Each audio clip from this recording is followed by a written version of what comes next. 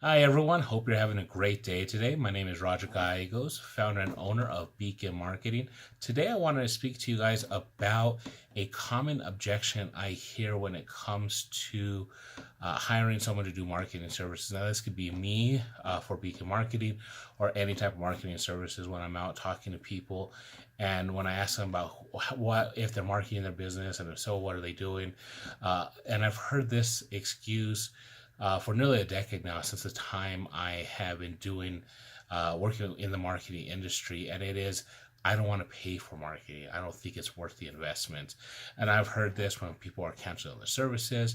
I've heard it when people choose to not renew their services, or like I said, when people choose not to sign on with myself or another marketing company, or say that that's or as a reason as to why they don't market themselves or pay for marketing.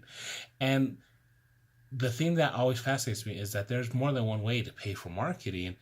It's just that money is the most obvious way. There's other ways you pay for marketing, and it all depends on what is going to cost you more in the long run, and how that affects your business and your overall success rate and what you're trying to accomplish in the future. So let's discuss those three ways that you pay for marketing. Now, the first one obviously is money. If you pay for marketing services, you usually pay by the hour, by the month, or for some maybe even a project based fee, depending on who you're working with and the arrangement. That's pretty apparent. It's easy. When you do your budget each month, you say, I want to spend this much on marketing, and then hopefully you have some time to analyze the results and see if it's worth that money, and then make changes based on that. That's the smart and way to do that. Now, the two other ways that are a little bit go under the radar because people just don't really think of this. The second is time. If you don't pay for someone to do marketing, but you still want to market your business, then that means you do it yourself. And that takes time. That means you're taking time out of your busy day to stop and develop messaging for Facebook, create an outline for an email and send it, follow up with people on social media, those type of things. All those marketing activities that you take on yourself, or even if you have one of your employees take it on, those are things that take away its what an opportunity cost is. That the idea of opportunity cost. You take away time that you could be doing, or your other employees could be doing, that could be enriching your business, and that's up to you. If you feel that's time well served, that's up to you. But the thing to keep in mind is, are you the right one to be doing the marketing? Is your employees? Because the thing that a lot of people forget to evaluate is those skills that person was originally hired for. Now, sometimes you just hire a general person to run the cashier, to be a cashier, or to do something else, and you say, well, you do this in terms of media. Well, maybe they're not a social media person. Maybe they don't know much about Facebook. So if you have them do that task, are they really qualified? Is the time that they're putting there really worth it, or should they be doing something else? And the same thing goes for you.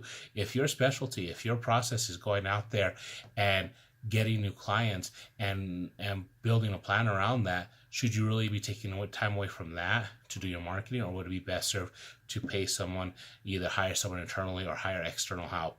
That's a cost right there.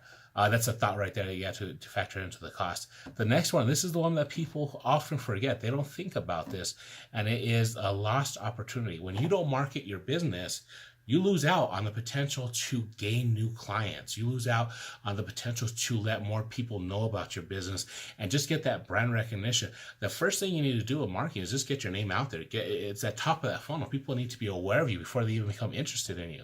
And if you're not marketing yourself and you're not promoting yourself, how are people getting to know? Now, I know some of you are probably sitting there thinking, wait a minute, there's word of mouth. But I've talked about before in previous videos and on my blog, word of mouth can only go so far.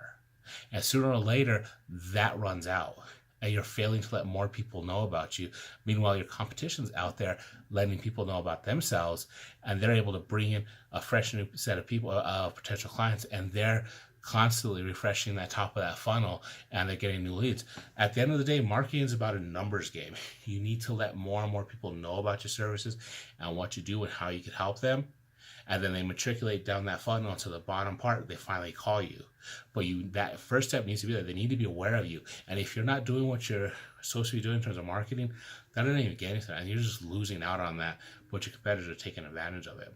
So in saying that, it really just takes one step to get started. It's that the idea of a journey of 1,000 steps starts with one, and that's really what marketing is about. And here's some quick things that you can do to get started. First, evaluate your resources. This will help to understand whether you should pay someone externally, hire someone internally, or just go with the route of I'm going to pay an opportunity cost and either do it myself or have one of my employees do that. Evaluate your resources, see what you have in terms of that. Images like photos, stuff like that. Camera phones are a great resource because you can take pretty decent pictures that are serviceable and to put on Facebook, on Instagram, and other avenues. Or marketing channels rather. See what you have in terms of video content. I'm doing this video right here on my phone. I set up a backdrop. It's not the best, but you know what? I'm making it work. So evaluate resources. The next thing is set goals. And when I say set goals, do more than get more money, because you're in business. That's what everyone's going for. So set goals and saying, I want to get this many users or this many followers, this many people in my email marketing list. And then lastly, set a plan to reach those goals and then enact that plan and track your progress against your goals and make changes where you need to. And those things are relatively small things that you could do each month that if you do it and you get in that pattern, they add up. Marketing does not have to be this big, huge Mount Everest task. It can be a series of little actions that add up to huge benefits at the end, huge returns at the end, but you have to make that investment. And it all starts with changing your mindset on how you look. So the next time you sit there and think it's not worth the money, I don't need to pay for it, understand that you are paying for your marketing. You just may not realize it. So take a step back and say, what am I really truly willing to pay for my marketing? And that will help you determine the best way to act.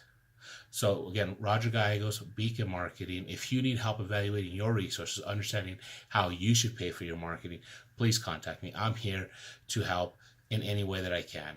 I offer a free consultation. It's a 60-minute consultation.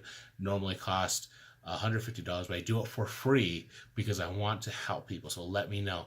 The last thing I'll tell you is stay tuned for next month.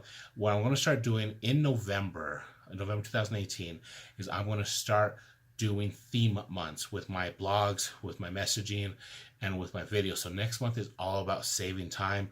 Once Halloween comes and goes, we're about a week away from that at the time of this recording. Once Halloween comes and goes, it's the holiday season. We're full throttle holiday season. That means everyone's running around doing about 10 different things, having family in town, maybe getting ready to travel themselves.